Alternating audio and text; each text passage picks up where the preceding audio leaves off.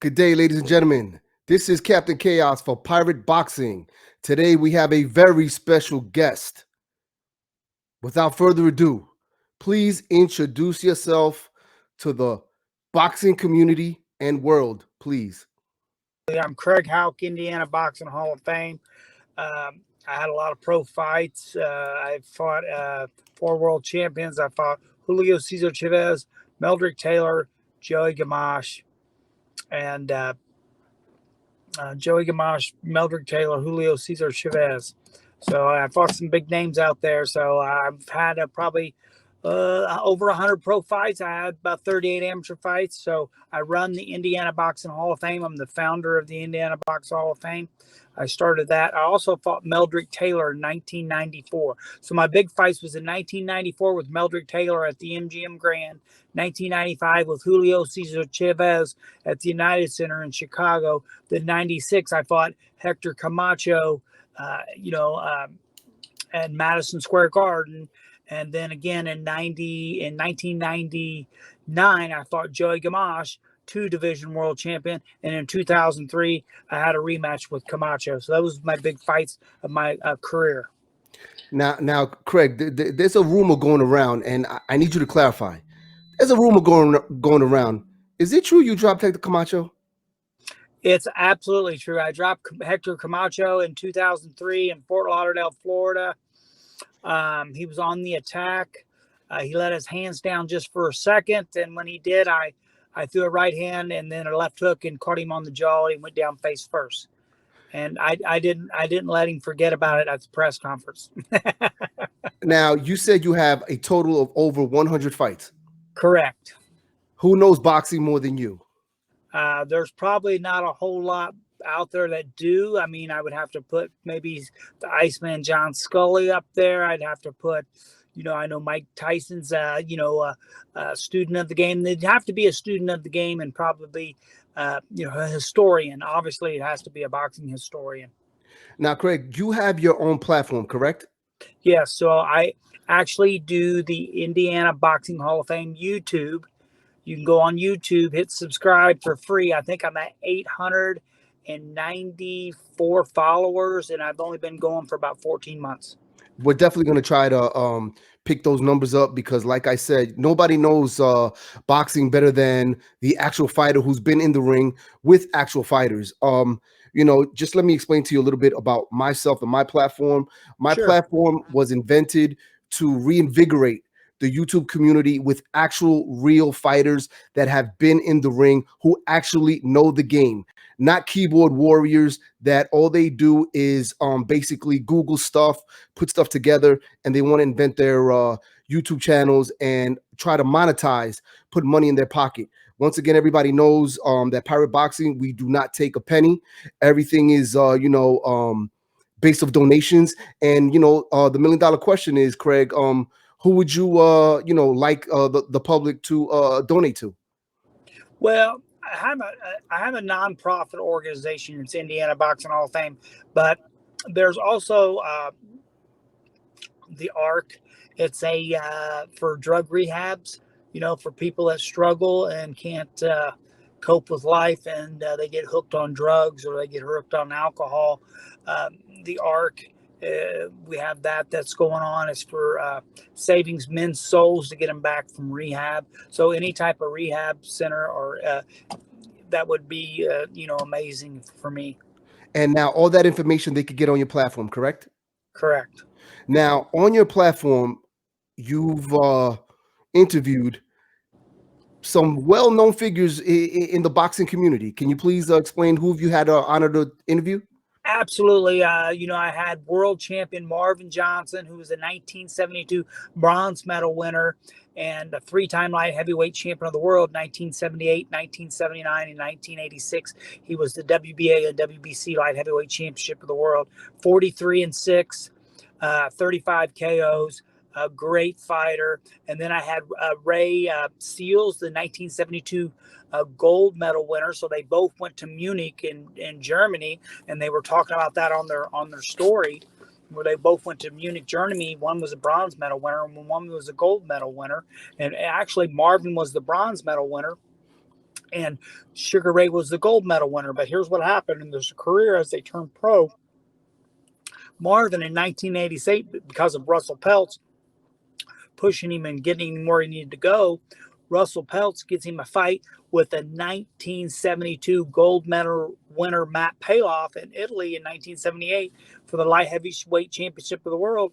And Marvin goes over to Italy in 1978, knocks out Matt Payoff, who fought at 178 and was a gold medal winner in 72. And Marvin was a 1972 bronze medal winner at 165.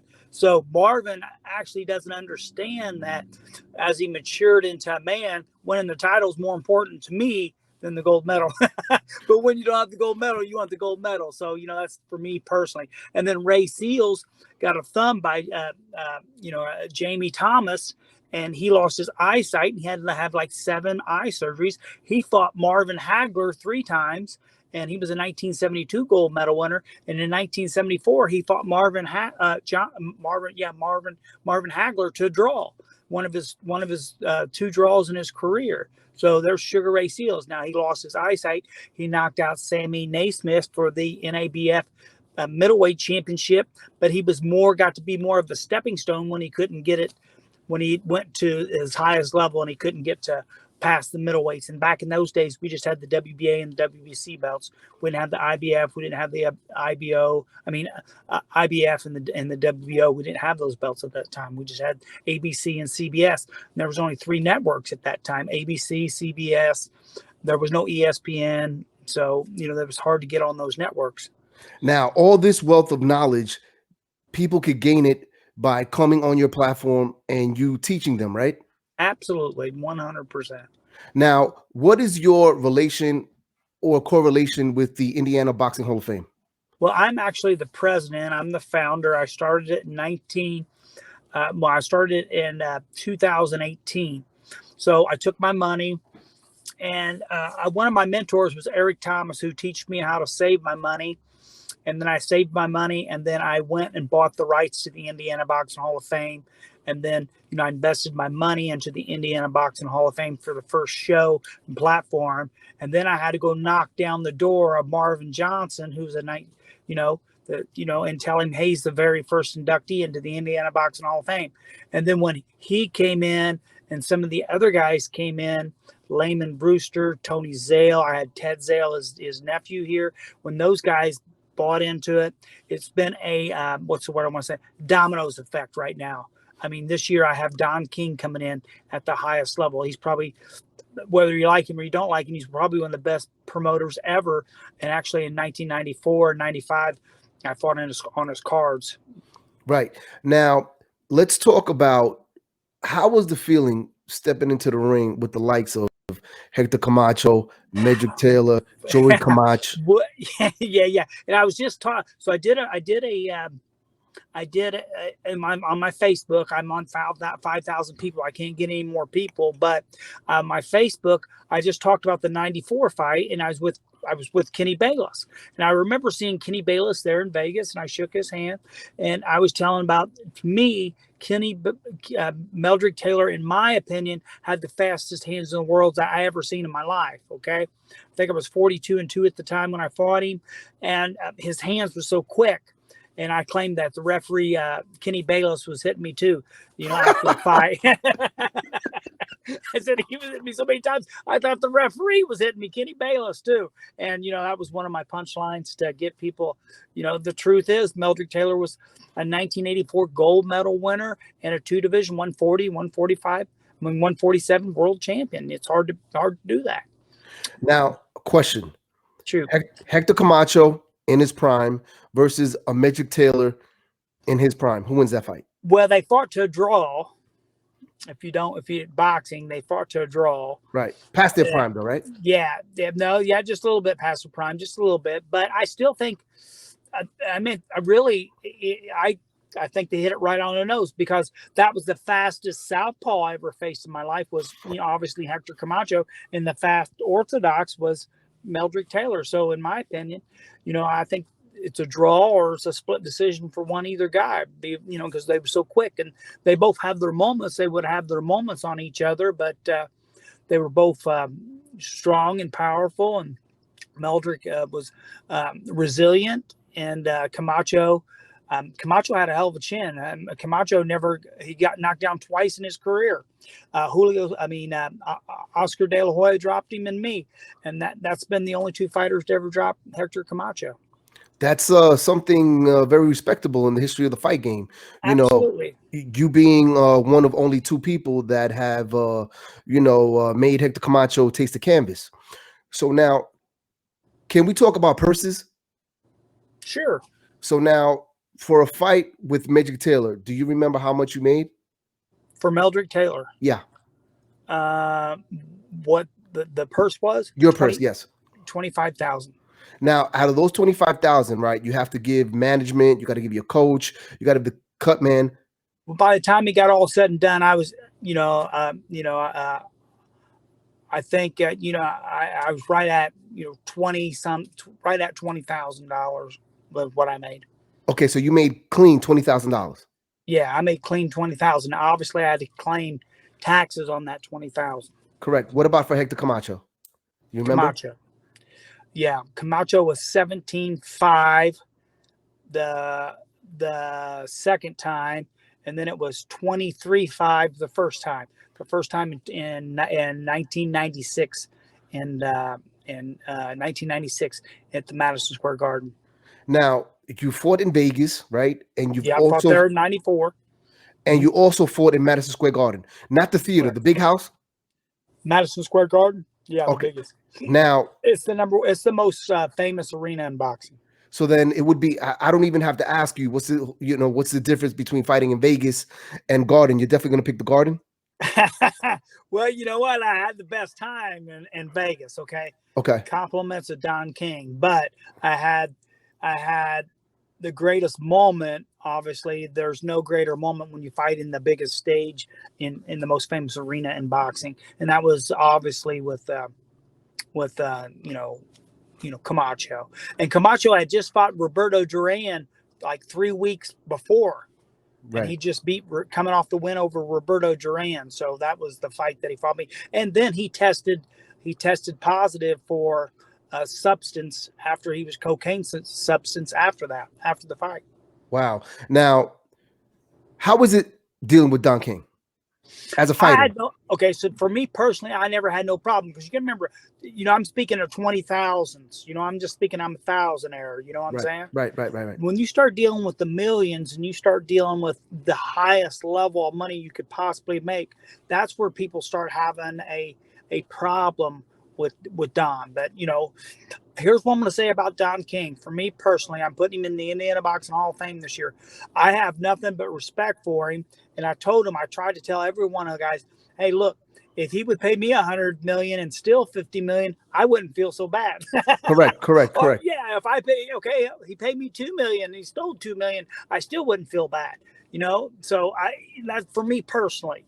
Right. He made more fighters millionaires than anybody. I mean, obviously, he's got his cloud over his head, and that happens for a reason. But it is what it is. Why do you think he is not the powerhouse that he is anymore? Well, hell, he's 90 years old. Right. He's 90 years old. He's past his days, and Bob Arum happens to be more consistent at this time with Top Rank, probably. You got Duve out there. You got some other good promoters out there, but probably Bob Arum would have to be right on his heels as number 2. But I mean, for my all-time greatest, he had Muhammad Ali. Right. Okay, and then he had Mike Tyson. There's not two more popular fighters, in my opinion, than both those guys. Now, let's talk about the insides of boxing. Now, you're fighting at Madison Square Garden, right? Mm-hmm. How are you treated? What are the comps? What do they give you? What do they say to you? Okay, is it free room and board? Yeah. So your room, your food, your eats, and all that's taken. But you got to remember, in '95 at the United Center in Chicago, I fought Julio Cesar Chavez, who was world champion at the time. Right. In a non-title fight. Now, obviously, you're fighting in where the Chicago Bulls play, and it's not as probably as famous as the MGM Grand. And I'm going to tell you another thing. I was the very first fight at the MGM Grand in Las Vegas. That was January 29th, 1994. And who I'll tell you who fought on the card. Julio Cesar Chavez got upset by Frankie Randall. Hector Camacho fought Felix Trinidad. Even Christy Martin fought on that show. That was an amazing event. The very first show ever at the MGM Grand. So, and the night I fought, I fought at Madison Square Garden in 1996. That was the riot between Riddick Bowe and Andrew Galata, the main event. So now we're talking about two epic moments. Yes. You were part of the card that opened up the world famous MGM Grand. Correct. How was that feeling? How was that? That was the best. That was the best feeling in the world, to be honest with you. And I remember going to see. I weighed in at 143, and Meldrick weighed in at 145, and he had to make 143. So he either had to pay me $2,000, $1,000 a pound, or he had to take it off. And I come up and I made a deal with Don King, and we've been friends ever since, personally. So yeah. So now you open up the MGM Grand, great feeling. Now you're going to the riots in Madison Square Garden. Were you still in the arena when that happened? Yes, actually, they stopped me because Camacho had hit me with a right uppercut, and I had 17 stitches in my mouth. So it looked like I'd just been in a street fight. So the cops stopped me. They thought maybe I was involved in it. But really what happened, I'm going to be honest with you, it was Andrew Galata, the Polak, was starting to get a little better of Riddick Bowe, and they didn't like it. Well, then when the corner ran in and hit the guy with the cell phone, they all took advantage of it. And then it became, a little bit racial out there, the Polacks and Africans Americans, and then they start going at it, and I just was freaking out. Now I remember the commentator was George Foreman. Correct. George Foreman did a great job, and he took care of Larry Merchant and all those guys. And he stood up and he said, "Don't do it, boys, because they're all going to get beat them up. He's going to beat them all up." He's like, "Don't do it, boys. Don't do it. Just think about it. Don't do it." I remember that. And he kept them all away. He kept them all away. So now you're getting stitches in the locker room, right? Yeah. Now here's another thing. They asked me when I got stitches in the locker room. They said, "Hey, Craig, do you want to go to the hospital and stitch them up, or do you want one of the?" I said, "Look, man, shoot me up right now, stitch me up. I got my money in my pocket, and I'm going home tonight. I'm not going home tomorrow. I'm going home tonight." Right. So now, quick question. Now you're getting the 17 stitches in your mouth. Does that come out of your pocket? No, it was all theirs, all them. They did it right there they did it right there. Okay. How was it? How was the feeling of fighting Julio Cesar Chavez? Come on, man. When I fought Chavez, and I tell you why. Here's another thing. I really was pretty. I was pretty intimidated. Here's I'm going to tell you the one thing I did wrong. Now I come from a small little town of Greensburg, Indiana, and I come up here to Indianapolis to get all my good sparring and all that stuff. Well, I kept that same pace. Obviously when Meldrick got the better of me, and then against and that's the only thing I should have done different is I should have went to the big city, New York, or some other place to get the sparring that I really needed. There's only so many tough guys here in Indiana. To really get the tough sparring that I needed to face those type of guys, I probably needed to go to New York. You know what I'm saying? But I didn't. I stayed here in Indianapolis. So that kind of backfired on me. But still, Julio Cesar Chavez. And I'm going to tell you something. I'm on the ring to the fights to Julio Cesar Chavez. And I'm playing the song Born in the USA. And there's a million, I don't know, there's a lot of Mexicans there that night. They were throwing stuff at me and everything like this as I come to the ring, right? Right. And I remember coming to the ring, this is no lie, I passed Michael Jordan and Mr. T in the ring as I come in. And the first thing I'm thinking to myself, is, did that shit just happen? So you're definitely, that shit just happened. I mean, Mr. T and MJ are here to watch me fight Julio Cesar Chavez in the main event. Are you kidding me? So you were starstruck? Oh, yeah, totally. The whole night I was starstruck there in Chicago, that whole night, especially with Chavez. Okay, so now elaborate for me the training that goes into fighting somebody like Julio Cesar Chavez. Were you sparring every day? How many rounds? How many sparring partners? That was the thing I was really missing. Was the missing ingredients is I needed a tremendous trainer, and I needed to the tremendous training that I didn't get. I just had my local guy, Lowell Thomas, who had been helping me for years, who had been there in 1986 when I won the Indiana Golden Gloves at 139 pounds. And I felt since he was there when I needed him, right? I should return the favor and make sure he was there for me when I got the big fights. But I mean, we probably needed some different training. We probably needed some different stuff. But yeah, I was on some 7 and 8 mile, 9 mile runs. I've went 12 rounds, 5 times in my career. So I knew exactly the hard work to do. And I'll tell you, the key that I really got was in 1984, I was in West Palm Beach training with the Finland Olympic team, and I got to steal some of their schedules of their training for, stuff that they did. But you got to remember, it was only 3 rounds back then. So what I did is I just tried to double it the best I could through pretty much my pro career. Right. So now we're jumping all over the place because we're talking about you're a person that has in-depth history in this boxing game. So, I apologize if I'm, jumping all over the place because you know what? I'm not going to lie to you. I'm a little bit starstruck also speaking to you, a man of great wisdom when it comes to the sport. Who is getting inducted into this year's Indiana Boxing Hall of Fame? The Indiana Boxing Hall of Fame. You got to remember, this is year 5 for me. So this is a big class. Okay. So we went really big this year to make sure that we're going to take it to the next level. So we have Antonio Tarver coming in, who knocked out Roy Jones Jr. Antonio Tarver. What a great fighter Antonio Tarver was. Prince Charles Williams. Wow. Who was the light heavyweight world champion at the time, IBF. Correct. I think he had 7 title defenses. Great fighter. Then we have J. Russell Peltz, who's in the International Boxing Hall of Fame, who's at very high level. He's in a lot of Hall of Fames. One of the best promoters, matchmakers out there. Then we got Fred Zakindo, who fought for the world title challenger 3 times, I think against Chris Bird.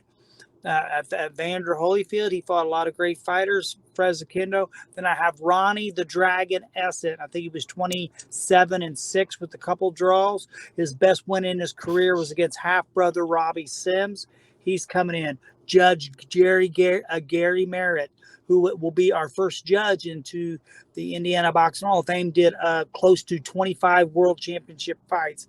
Then we have Nate Tubbs, who's the brother of Tony Tubbs, who fought Mike Tyson in 1986 for $500,000, but in Tokyo, Japan. So Nate Tubbs was pretty much Mike Tyson's sparring partner, and his biggest win is when he knocked out Corey Sanders, who knocked out one of the Klitschko's for the title. Then I have Christy Fulmer, who's coming in. Leon Spinks is coming in, and Michael Spinks will accept the award. Marty Jakubowski, Bob Chambers, Pat Buchanan, and that will be my class for this year. Now, do you have a date on that? That will be June the 3rd and June the 4th. That will be at the Embassy Suites on the west side here in Indianapolis, Indiana. You fly into the airport and they take our shuttle straight to the hotel. Anything that you need from Captain Chaos and Pirate Boxing, we'll be more than happy to promote that event. Hopefully, absolutely. Hopefully I could make it down there and just have a great time because we're talking about some great fighters. Now, if I'm wrong, please clarify me if I'm wrong. Are we talking about the same Prince Charles Williams who fought Murky Sosa? Yes. And if I'm not mistaken, Tony. In regards to Murky Sosa, was that the first fight ever that was ever stopped because they were what's the word I'm looking for? They were brutally I don't even know, beat each other up. There you go. Has that ever been seen? No, that was a brutal war. Murky Sosa and Prince Charles Williams, who happen to be friends now. Now, go ahead. I need the public to understand, in the history of boxing, that's never really happened. No, it's never been seen where 2 fighters they stopped the fight, not because one fighter was beating the other. It was because they were both beating each other so badly. And it ended up a draw. Yes. It ended up a draw. Right. Craig, and that's never happened, correct? No, that's correct. and that in itself is amazing. Oh yeah, That's what I want to bring to this new culture of boxing. I want to introduce that to the fans of today, because they're missing that. absolutely. All they do is talk about, and no disrespect, I'm not disrespecting anybody, all they do is talk about Canelo. They talk about Errol Spence, and they talk about Bud Crawford, but there's more to it. There's more to it. It's the history of the game. And you know what?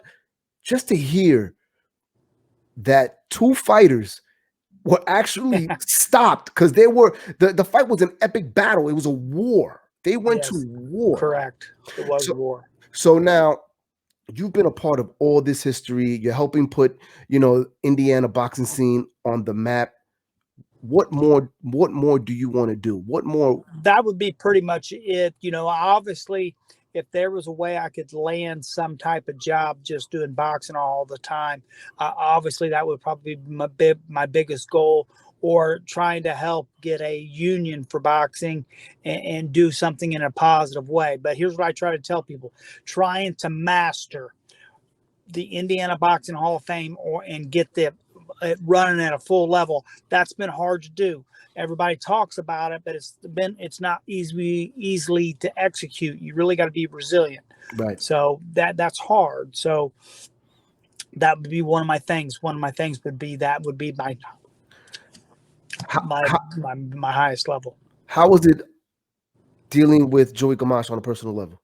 Joey Camacho, great guy, great fighter, very quick hands, very quick. You got to remember, I fought him, but the next fight he had was against where he got knocked out rough. He really got knocked out rough that time, and that kind of ended his career. Joey Camacho, Johnny Boz was his manager, great manager. He won the 130-pound title and the 135-pound world championship of the world. Joey Camacho, really good fighter, great kid, and I think he's training a heavyweight right now who fought for one of the heavyweights for the title, I believe. Okay, we're getting ready to wrap it up, because I know you're on the move, and I definitely want to bring you back, because we could be talking about boxing for days. Once again, can you please give your social media, your website, your platform? Give that all to us. We're gonna definitely put it on this interview, but can you please verbally give that out to us again? All right, so what you want to do is you want to go to IndianaBoxingHallOfFame.com. All one word, IndianaBoxingHallOfFame.com. It's one word. That's our website. That's where we got our tickets for sale. That's where the hotels involved, where you get your hotel room. That will be for June the 3rd and 4th. Another thing I do is the Indiana Boxing Hall of Fame YouTube channel. Just go on to Indiana Boxing Hall of Fame on YouTube, hit subscribe. It doesn't cost you a penny. All right. Another thing, Indiana Boxing Hall of Fame on Facebook. Just go to Indiana Boxing Hall of Fame on Facebook, put thumbs up. Go to Instagram, hit Indiana Boxing Hall of Fame, just hit follow. That's pretty much all of my social media that I build up. And what I try to tell people is, I go to work, I put my time in, and then I come home and I kiss the wife and smack the dog, and I go to work on my brand, and my brand is Indiana Boxing Hall of Fame, and it takes a lot of hard work and drive to just keep it going on a consistent basis. I just want to let you know, you'll always be invited. Whatever you need from us, we will be here pushing for you. Any promotion that you need to put us up, we'll put it on our website. We'll push it every single day. Every time I'm on my platform, I will push for you. I hope that you feel comfortable here. This is another Absolutely. home for you. Because I want to get into every single fight. I want to make a specific episode when you fought Chavez, when you fought Taylor. So, hopefully you could give us some of your time that you gave to us today. God, Absolutely. God bless you. Thank you so much. It was a pleasure talking to you. Great honor talking to you. And hopefully I'll be seeing you June 3rd and June 4th. Yeah, it was amazing. It's going to be history. It'd be the first time that you have a boxer ever promoting Don King into any boxing Hall of Fame. And That's Don fire. King's gonna be there. Yeah, absolutely. Oh, His I'm gonna right be there. I'm gonna be there too. his right hand man is Aaron Snowell, and he will be there too. And he was a world championship trainer as well. He's in the Hall of Fame. He's a Hall of Fame trainer as well. Aaron Snowell, he does the World Boxing News. He does a tremendous job, and he's put me on his radio station a couple times as well. So World Boxing News, give a shout out to Aaron Snowell, and Don King's right hand man. And Carl King comes into the Indiana Boxing Hall of Fame. They promoted some shows down here on the boat, and as well as I do, anybody that fought here in Indiana, anybody promoted, anybody trained, worked corners, or did anything here in Indiana is eligible for the Indiana Boxing Hall of Fame. We're going to bring in the best fighters in the world here and induct them in the Indiana Boxing Hall of Fame. Please, to the public, subscribe, hit that like button, subscribe, hit that like button, subscribe, hit that like button. Indiana right. Boxing Hall of Fame. Hit subscribe. That's what I tell people. I just put up a video today. It was I went to a signing with Riddick Bowe was there, Junior Jones, Poison Jones was there, and Iran Barkley was all there. That was what I talked about today. I have where I did the Mike Tyson there in Boston, Massachusetts, where I stayed in his hotel room till 1 a.m. in the morning till 4 in the morning talking YouTube fights. Hanging out with Mike Tyson was probably my biggest thrill. The Legends Hall of Fame, hanging out with Michael Spinks and James Buster Douglas and James Bone Crusher Smith. What a great weekend that was. It's probably the best weekend I ever had. Well, guess what? You know what I'm doing right now? I'm jumping over to the International Boxing Hall of Fame, and I'm going to go have me some fun and learn some history by one of the greats in this sport. Craig, thanks again. Hope to have you on again. May God bless you. And let's not forget, we are the mere mortals. You are the gladiators. God bless you, brother. God bless you. Thank you for your time. Thank you, sir. No, thank you. Thank you.